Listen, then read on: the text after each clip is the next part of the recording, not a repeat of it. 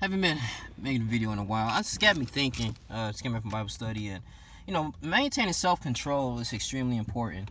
And I guess abiding by the fruits of the spirit, which is love, joy, peace, patience, kindness, goodness, faithfulness, gentleness, and self-control.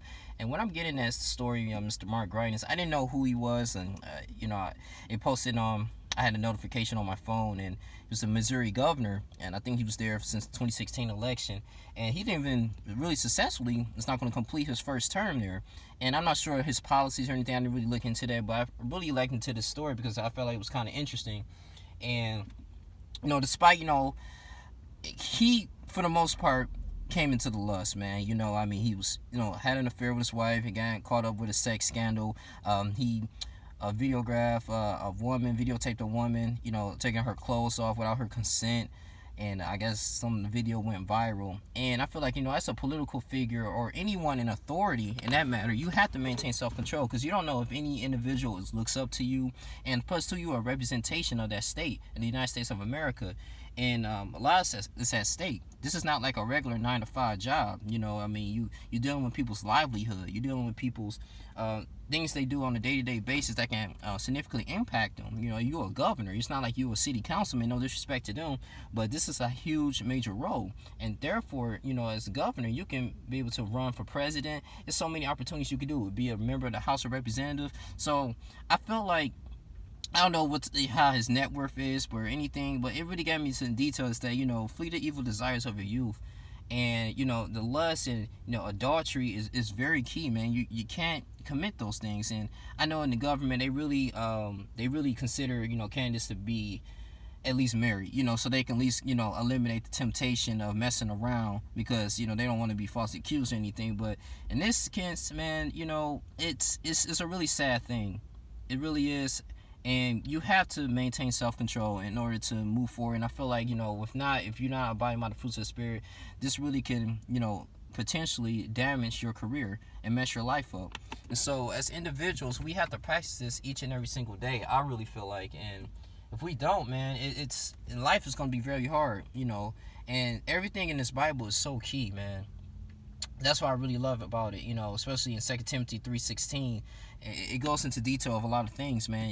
Just that, you can use this as redefining, expelling demonic spirits. There's so many things that you can do, and it can be redefined. And this book was written like over 2,000 years ago, and I'm starting, really just studying it, and everything has come to fruition because, I look at our political figures, I look at things that people, regardless of what race or creed, man, if you go against these laws, man, you prepare to suffer the consequences. I know everyone's not perfect. That's why Jesus Christ was the sacrificial lamb, but you have to be accountable to the fact what you do. And I feel like you have to have a great mindset in the future, man, inheritance, because I'm pretty sure Mr. Governor Mark Greitens was not thinking in the future.